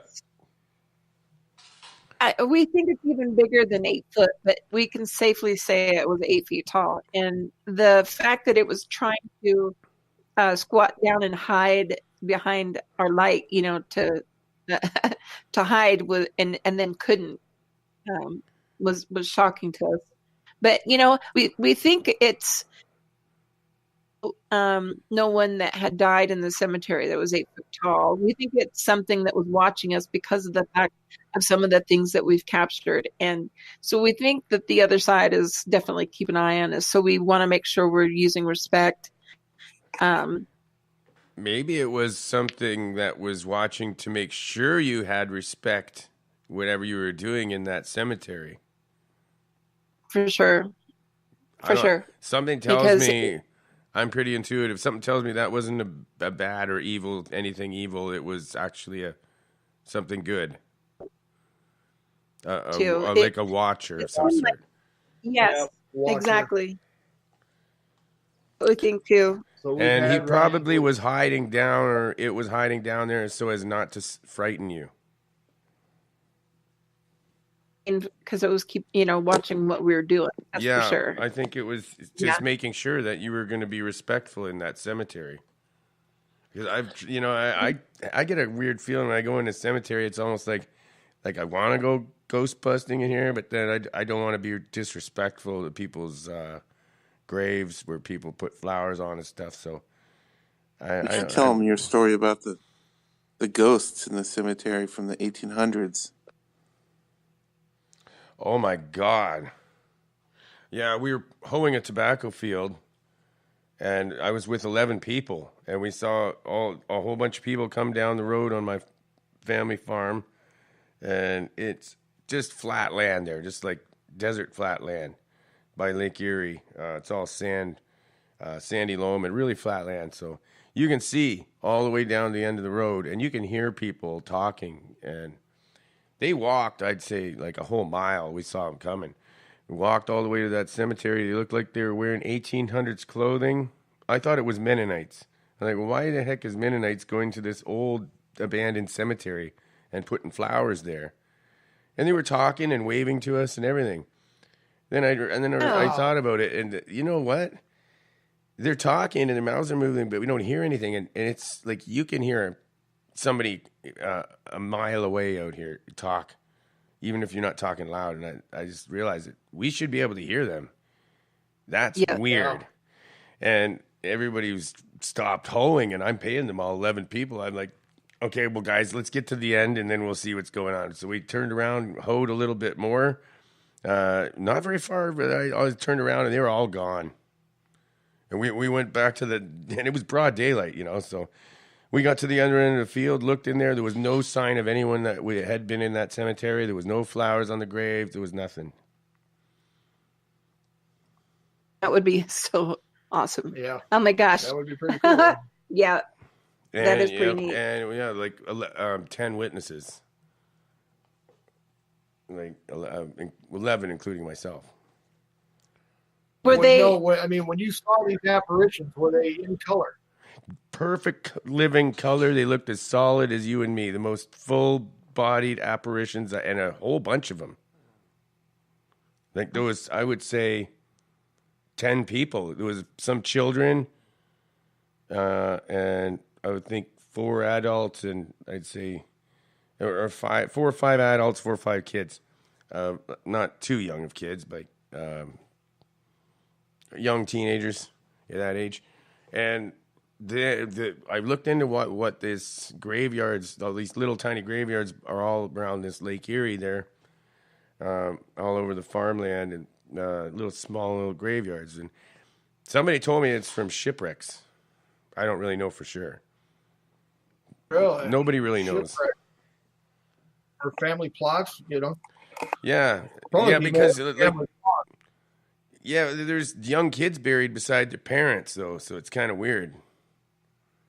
And I've had some, like my mother, she hears voices sometimes. She said somebody was talking to her while she was in one of the farmhouses, telling her, get ready for the funeral. It's a very big day. It's a horrible, bad thing. It's a big day, and it's a horrible, bad thing. And you better get ready because the funeral's today. And then I've seen shadow people walking around in the field. And people have seen a horse-drawn hearse driving down that road. I mean, and then it disappears while they're going by it into vapor. I've got pictures of this that I could show you guys. I should post them. That would be. Yeah, you should. Full of ectoplasm. There was no smoke at all. I've got these really weird pictures, man. Yeah, I'll post them in my Twitter chat room. I use #47talk, and that's where I post stuff like that. I might be able to. I don't know if I can find them now. You were talking about ectoplasm or whatever. When we did the Poltergeist house, which was just a few months ago, we put up. We know that this man had a ley line going through his home, and he was having so much activity that he was posting on Craigslist for help. And he had 7 paranormal teams come and try to help him, and so he had us come out, and we ended up helping him so much that he said that the knocking sounds like it's on the other side of the wall instead of right in the same room as him. And he said that when it would knock, it would last all day before, but after we were done, it would peter out, like it didn't have enough energy to continue. And we did like 5 different cleansings. We don't just go in and do one cleansing. We did layers and layers, different layers of cleansing. We even put to pay off anyone's debt, you know. I mean, we did quite a bit, but Genius, by the way. yeah, right. Genius. Kind of like the Brilliant. Brilliant thinking. Yeah. kind of like the coins and the eyes of the ferryman. Yeah, paying the ferryman. Yeah. And we know he had a ley line going through his home down the hallway, and we didn't realize at the time he put up like a dam or a barrier, and he said that one of the spirits sounded like it was having a fit. And so I told him that since that's a ley line, we need to take down what we put up and let that energy keep flowing. And because he said that he could see that the salt that we had put down that was blessed. Didn't he put that salt down that pissed him off? Well, that's right. I gave him salt, and it wasn't just like regular sea salt. This was Himalayan. It's the most purified form of salt because it's out of the ground and it has no toxins.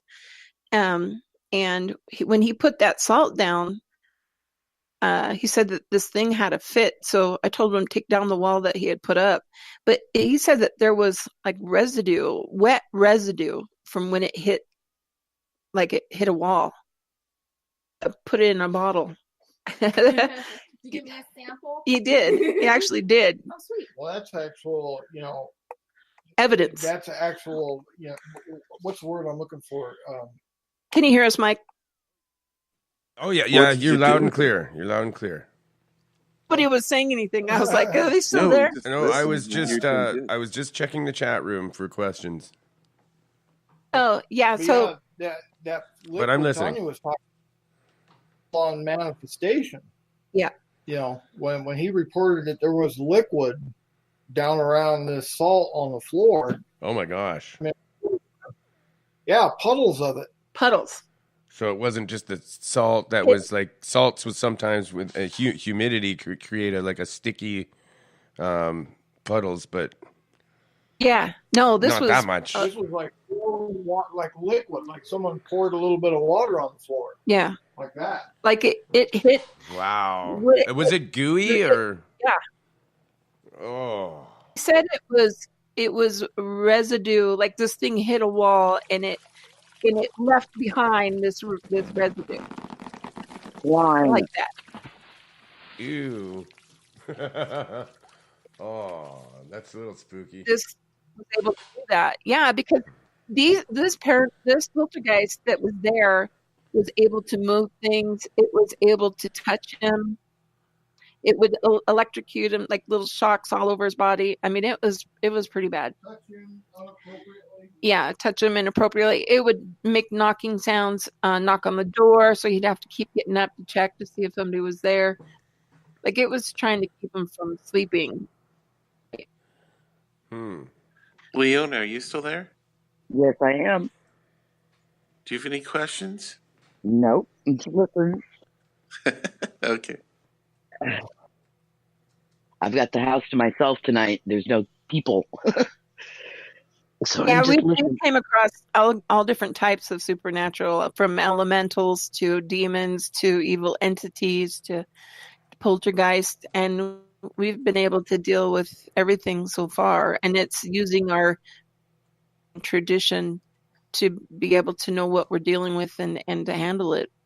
Because, with our paranormal group, we know there's more than just ghosts and spirits. There's so much out there. And watching these paranormal shows and, these people on YouTube, and I can't believe they just think that there's only, ghosts and spirits and demons, and that's it. You never hear about anything else. There's so much more out there. There's more unseen than there is seen. Oh, yes, that's for sure. This is a strange planet we live on. Wow. Strange universe. Yeah. Yeah. Because all the dimensions, they vibrate at a different vibration, and they exist in the same space. So basically, so there's entities and people and things walking around that we don't even see because we can't. It's not we're not in the same vibration. Sometimes they cross over. It seems to happen a lot around in my area, my room. I have a vortex in my room. Too, we pick up spirits when we're like at the store. I mean, I've had something knocking on my window when I'm driving at 35 miles an hour, which freaked me out for a moment. I have a lot of transmediumship in one of my abilities, and it's like I have a little vortex in the corner of my room. It follows me around. No, but I have to leave it open. It's kind of like a thoroughfare, I guess. But they can get weird sometimes. Mm-hmm. Life is Have you ever strange. seen So do you know? succubus? You guys ever dealt with a vortex or a portal and tried to deal with it, or? No, tell us about it, please. What you kind of cut out. Tell us about portals. As a Native American, we know they're all over the world, and certain ones are windows. You know, it depends on which ones they are, and through history knows when there's something evil or if it's positive. And if it's negative, they stay away from it. And even a positive thing, they give it a lot of respect and offerings, and everything has to be in balance. And you can't have too much of one thing. Too much negative is, sends everything into chaos, and too much positive does the same thing. So you have to have a perfect balance of both. And when something happened on land through history, it scars it terribly, deeply, and so you have to do something to change that. Otherwise, nothing will grow there. No animals will live there. So we come in and we'll leave offerings and cleansings of something positive, or if there's too much positive, we do something negative. But like when we take something from the land, we give something back, and like it's all about balance. That's exactly. What do you think fairy circles are? I just said that yesterday. Someone I was saying about balance, how you can't have evil, you can't have good without evil. There has to be both. Basically, I would be bored if I didn't have demons to beat up and bash and they all come from the chase. same. They all come by the same God or God, whatever you want to call it. It all comes from the same place. Both good and evil come from the same place. But that's a great question, Darren. Where do fairy circles? Is that what you said? Yeah, my neighbor had one. I never even heard of it. It's like a dead 5-foot perfect round circle in his lawn forever. Circles, those are kind of a natural phenomenon with a deep-rooted paranormal reason. You know how everything comes around? It's kind of on a premise like that, but like it's a natural phenomenon, like the colors in the sky, or why the ocean does the things that it does. Could it be a crossing of ley lines or something? I'd go that far, but they definitely would be around a ley line because of the energy that because of the magnetic pull that it has. Oh, wow. That has to do with the kind of plant life that's around. This is the that makes it do that. Paranormal Radio Show.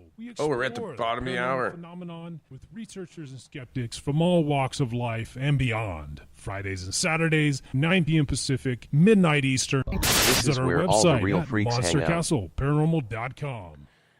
Bottom of the hour. Well, I'm sorry if that interrupted someone. What was that? We were talking about, ley line. We were, we've seen property where trees and grass wasn't growing, and it has something to do with negative energy. That's for sure. With the fairy circle? And the fairy circle, it could be too much positive energy.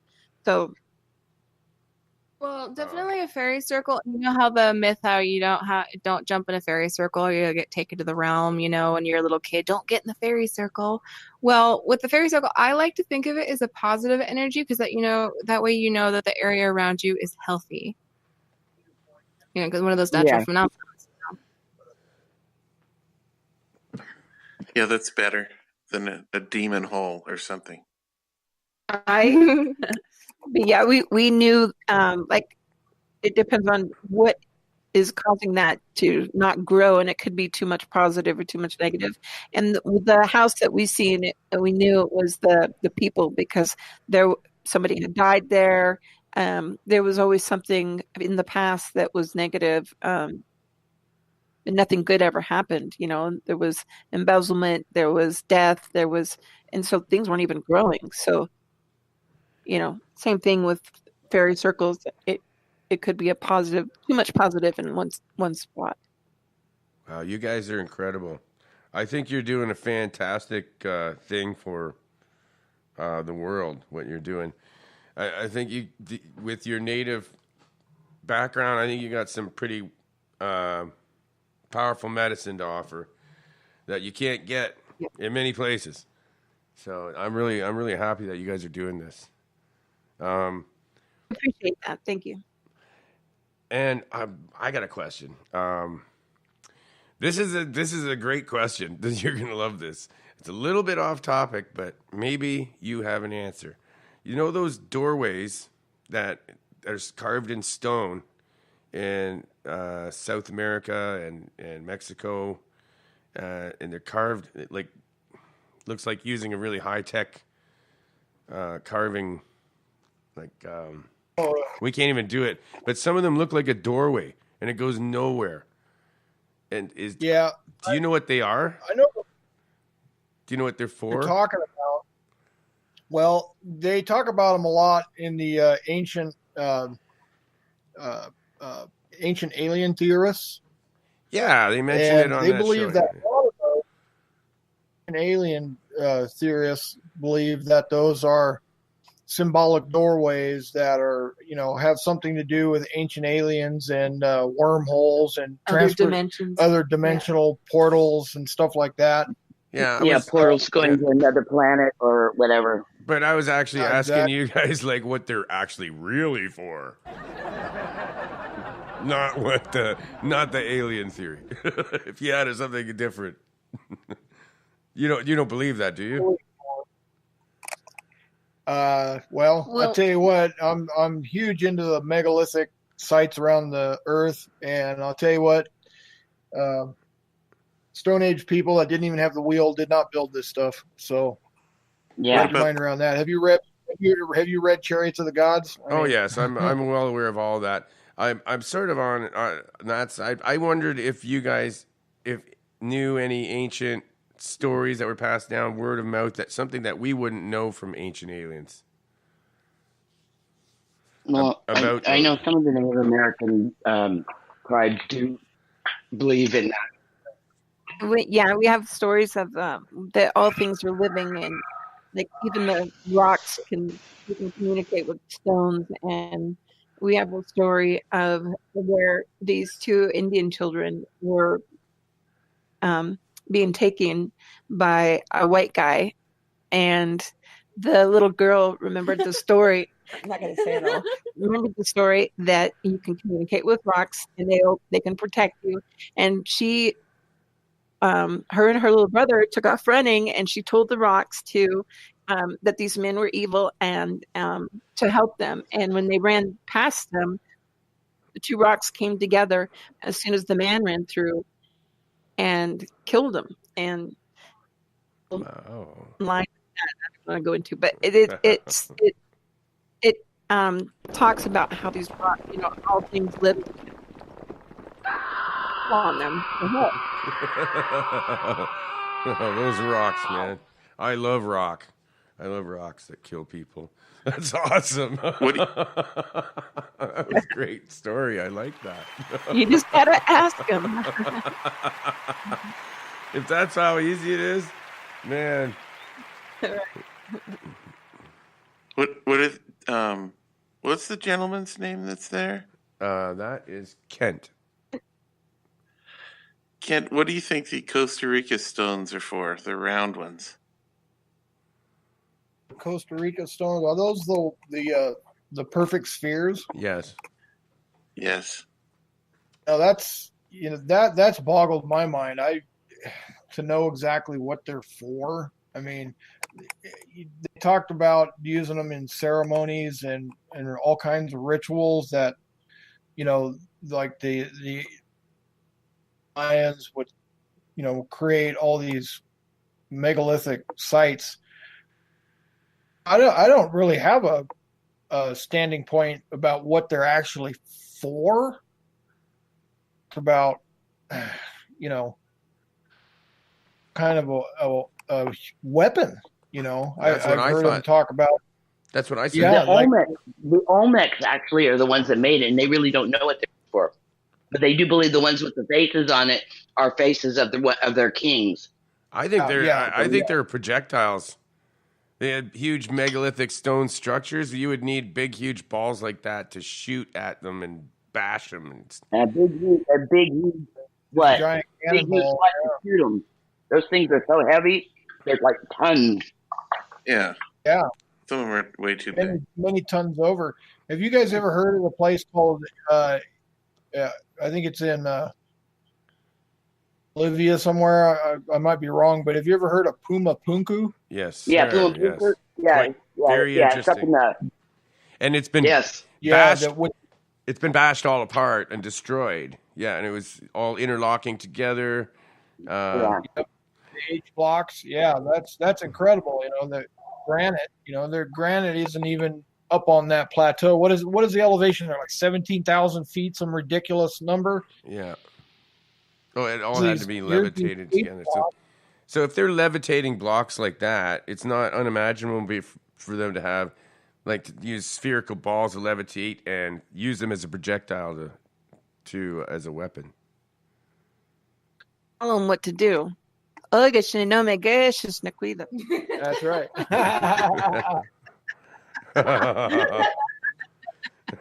You found a native tongue there. I'm going to try to figure Don't it out when I'm translate that. Don't translate that. I don't know what I mean. You guys didn't know I spoke your language. We're busted. You're busted. I'm not going to repeat that. Thank you. Censored. Yeah, I could have censored it. We could do that, but we'll do it now. Okay. All right, there we go. I censored it. Yeah, I was going to mention. Are you guys native? Sorry, go ahead. Native? Do you have native blood on you? On you? No, but I do not that I know of. But I work with a lot of natives, and I've always had a really close association with it, and I've always studied that. And all native peoples from all countries, actually. But I was thinking what you said about talking to the stones and asking them to do things. Well, maybe those doorways. If you knew how to speak in the right language, you could just say open, and maybe those. What's the elfin word? What's the elfin word for? Oh. The elven word. Yeah, abracadabra. Elfin. Yeah. Open sesame. Open sesame. Open sesame. But yeah, I think there's something to that though, because like I said, with the earth, our creator created the earth for us, and ways of communicating to heaven. Sure. You can hear, the wind talking, you can hear voices in the trees. And I think if it's the same thing with the stones also, it's just we forgot how the planet is alive. It's a live entity, and the rocks are alive. They're just a different kind of life, but they are alive, and they we can use them to change our own vibrations, cleanse ourselves with them, redirect our energy. use them for protection, healing, sound. Exactly. Like with the way that you talk to, like the ancient ways when they talk to the stone, everything has energy for it, like she was saying. So in a case, it can hold a memory, it can hold emotion. You know, when you let's say example, you have a crystal, and when you program it, it's a way of putting a piece of yourself into it. So with our ancestors, they actually knew how to speak. Yeah, when I used to get new stone, I'd clear it, and then like I have a collection of different crystal balls, different sizes, and I have different stones, and I'd bring them home and clear them, and then I'd sleep with them for like several days. So they kind of got like they're like my pets. You know what I mean? Yeah. You have to maintain them, and I take them down to the river and tie them in a bag and just let them go in the rushing, tie them onto the side and let the rushing river go through, and they'd be just, you could just take them out and they'd be just like, you could almost see the electricity coming off of it. They'd just be glowing. Oh my gosh, yeah. And we know that as a Native American, that even water, is a form of energy. And well, water is energy. Well, yeah. Everything is. It creates energy, and it's crystalline. You know And what? it's the most, That's a synchronicity. When you said energy and water, we just had in the chat room from Marijuana Mama, she was mentioning a water sighting where we saw at Lake Erie. Underneath the water was glowing with some kind of energy. And then we went back to town, and all the hydro was out in town. Well, water, it's one of the most pervasive of all things. It can go, it can go into anywhere. It's multidimensional. It's something that creates life, and it's crystalline in our basin, and we're mostly water in ourselves. It's very powerful. The energy of it is so powerful. It's like the most powerful force on the planet. Are you kidding? It's the number one driving force that creates all life. I mean, well, with water, it can be soft as a feather. It can glide around the biggest forces, but it can also move stone bigger than anything that you can believe. Wow. I mean, polar ice caps. A car around. I have to submerge myself in water at least, once a day. I mean, just submerge, because I don't know whether it's my sign or the kind of energy that I am or whatever. But if I don't, it could just be because you're a little stinky. No. Oh, okay, just a guess. No, I've always been that way. Stinky feet. You got stinky feet. Come on. No, I've always been a person that swam a lot too. I thought. No, okay. I'm joking with you. You ran in. That's just. Some people do. Some people don't. I don't. Okay, I will come over tomorrow. As a Native American, we know that if water has been sitting, like a cup for very long, it dies. So yeah, I know. What's really true is I have one of those singing bowls, and you can I've actually put water in. I tested the water with testing what any kind of toxins or anything that were in it. Put it in a crystal bowl and played it with the music with the water inside of it, and sometimes with a crystal inside of it, you have to put something underneath it. And then the water will come out clean. Oh wow, that's cool. Yeah, the sonic vibration is it actually would kill your crystals parasites. That way too, by putting it inside a bowl or within the bowl's range. You can hold it or put a little pad in there and put it in there. I have one of those ones from Tibet. I did have a big crystal one that my neighbor dropped something in the middle of it accidentally on purpose. I believe crystals can hold intelligence and possibly consciousness because crystals are incredible. They say the first I have a sentient diamond. I have a Herkimer diamond that's like that, and that thing can charge other crystals. It can clear other crystals, and it doesn't get nasty or anything. Like it never changes. It never. That's one of the higher vibration stones, and that thing. Some people can't hold it. When we work with water or stones or anything, we always cleanse it, even the water that we use. We make sure demons can hide in water. It can hide in anything. So any object. Salt in the water, and that they can't. Yeah, you gave me a great idea here. I'm thinking of using this, even putting water like I drink on top of my Well, speaker where I listen to music now, because I think the sound you know vibration. what you do is you take a spray bottle and put some salt water in it, and if you feel like the air is really nasty, you just spray the salt water into the air, like mist it, and that'll get if there's any negative energy floating around trying to glom together, because that's basically what a poltergeist is. It's negative energy that comes, thought forms that comes off of people and situations and stuff, and it gloms together like a planet does. It has like gravity, and then it becomes like its own creature. And that's why it does all this destructive. And sometimes it's energized by like kids that are going through puberty or a high type of kinetic energy. People that carry a lot of kinetic energy, like in prisons, Yeah. they have a tendency to get a lot of poltergeists. Well, my bed used to lift off the ground when I was a teenager at night. Yeah, I'm serious. The whole bed would float. Sure, you weren't doing that.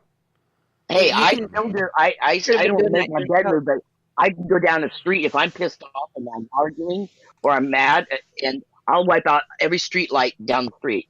I'll shut them off as I drive by. I have a reverse polarity. Like I can't wear watches and stuff. I do the same thing. That's funny. I can't either. I can't wear watches either. Like I drain the battery from the watches. Mine either go too fast, too slow, or they stop. And what's weird is, like, if I grab onto a crystal that's fully charged, this started happening about 15 years ago, or at least I noticed it. Mm-hmm. No, smoke starts coming out of the tips of my fingers and out of my joints, my shoulders, the top of my head, and it's out. You can see it. It's like heat off the asphalt. I can actually make it happen. And I've checked.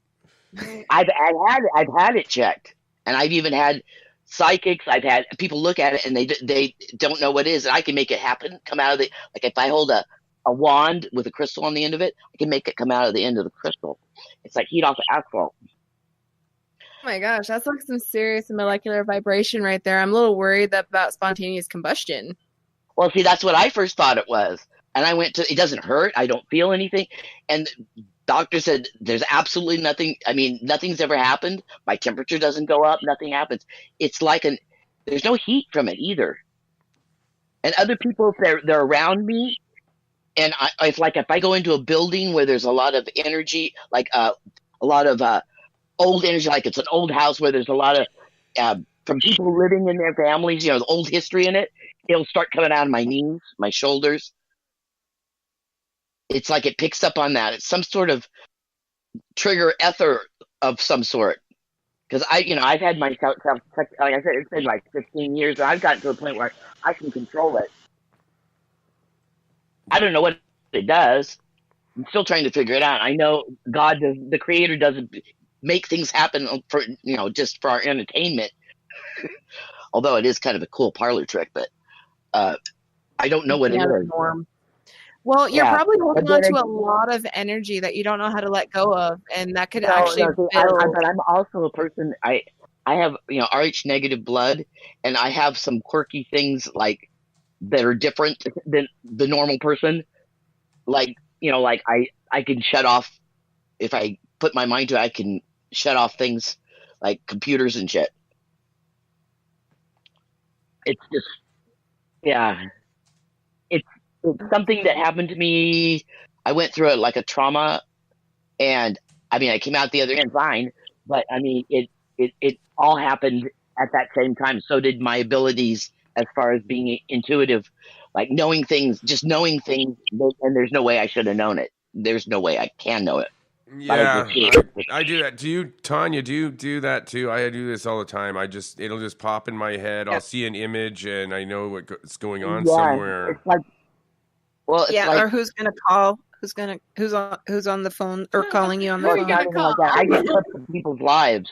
I've actually had people that I'd never met before, and I'm trying to remember. I think I met them before because they seem familiar, and I'll describe somebody that I think maybe I've seen them with them or something like that, and it was the girl's dead mother. I even described the woman down to what kind of perfume she wore. That was when it first started happening, and I was like, "How the fuck did I know that?" What about you, Kiri? Do you have that? ability as well? Yeah. Yeah. Yeah. Things won't work when we touch it. We get shocked all the time. I can't wear watches because they get drained. Yeah. The I have people reverse that I polarity. meet, I know who they are, or I can Mm. reach for something without even looking at it, and it's what I'm intending to want to pick up. Yeah, it's crazy. It's weird Our life sometimes. is. What's your? I'm sorry. Kiri? What's your sister's name again? Your sister, is she still? Katie or Kiri? Yeah, Katie. Yeah, both. Are you still there? I was just wondering if you were both still there. Yeah, I mean, yeah, we're all still here. So we're kind of moseying. All three of you are into it. Are you all three girls intuitive there? Oh yeah. In that way, yeah. Like, do you notice synchronicities happen all the time? Like somebody will say a word and you see you're looking at a sign or it's right in front of you. Somebody's talking to you on the phone and they say cucumber for I don't know, and you just happen to have one in front of you. Yeah, all the time. Like or you're saying a word and the word comes on a song on the radio at the exact moment that you said it. Yeah, or you're thinking a question out. You're thinking a question in your head, or you're thinking about something in your head, and you're going, God, I wonder what something like that. And the radio will be on, and then right out of the commercial will be the answer. They'll answer you. It does that to me with the TV too. It's like I'll be sitting there going, God, I wondered. I'll be thinking about some situation or whatever, and in my head, I'll actually ask a question in my head. And there'll be something will jump out from me from the TV.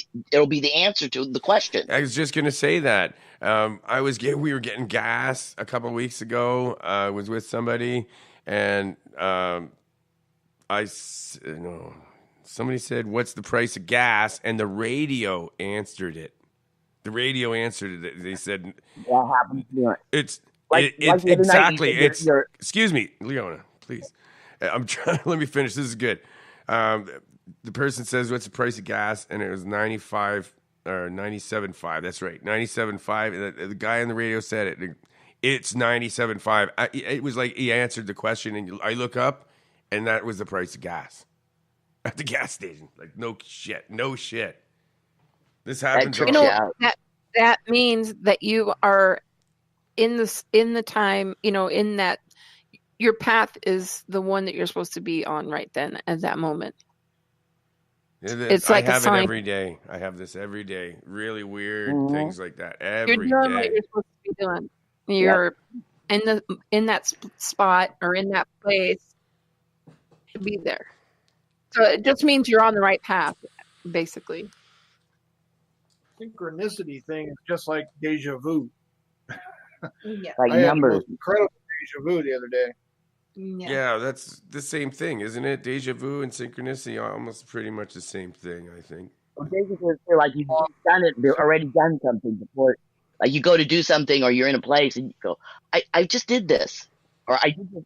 I remember doing this. Now I'm doing it again. Why am I doing it again? Oh yeah, that's right. It's not really the same thing. Deja vu is different. Okay, go ahead, Kent. What was your deja vu? It actually happened today. My hours are off because I'm doing a project where I got to be there at night. But anyways, I was just working away, and I'll just all of a sudden just that feeling of deja vu comes over you, and I look up, and sure enough, I'm in exactly was in this deja vu. I'm not sure if it was a dream or if I lived it some other life or something, but I was setting tile and everything lined up just perfectly, and it was something negative for some reason. And I kept looking down the hallway, and there's a glass door at the end of the hallway, and I kept expecting something, because in my deja vu, something appeared in that glass door, and I was supposed to go to the door and do something, and something happened, but I chose to go the other way because I got a negative feeling from it. So it's almost like it lays a choice out in front of you. You know what I mean? Gives you a sixth sense. Yes, I know exactly what you mean. I know exactly what you mean. I've felt that so many times, and I tell people, I warn them, don't do this. I can see it already in my head. That glass is gonna smash. Something, you better be careful. I already see it. That glass is gonna smash. It happened today when my buddy Mike's trying to put a window in out front, and then I said, "Stop doing that right now. It's gonna break." I know it. I see it. It's gonna break. So he said, "It's not gonna break." No. So, but anyway, he stopped doing what he was doing there. He leans the window up against the pole. It puts to go get a pair of gloves, and then walks inside. Boom! Smash. Oh yeah. Yeah, man. Just today. No shit. Yeah. Okay, we're at the top of the hour, man. And are you guys gonna come back and talk for another hour? Are you interested? Because we have another hour if you want it.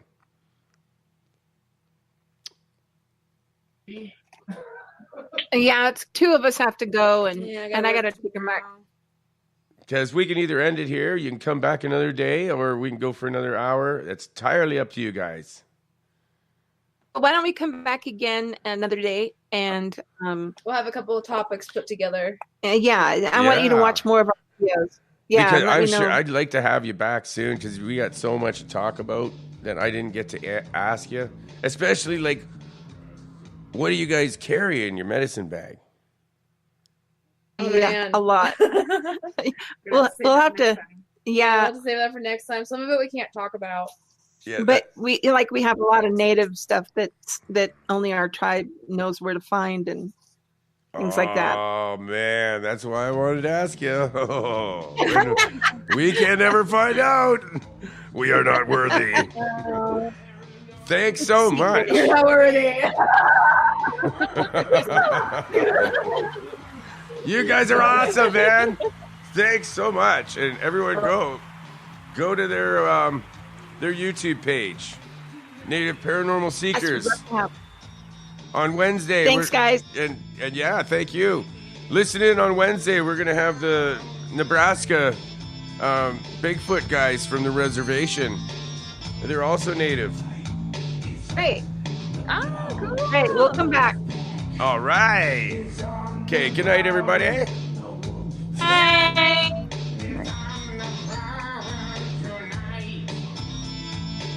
Great show. Ha ha ha.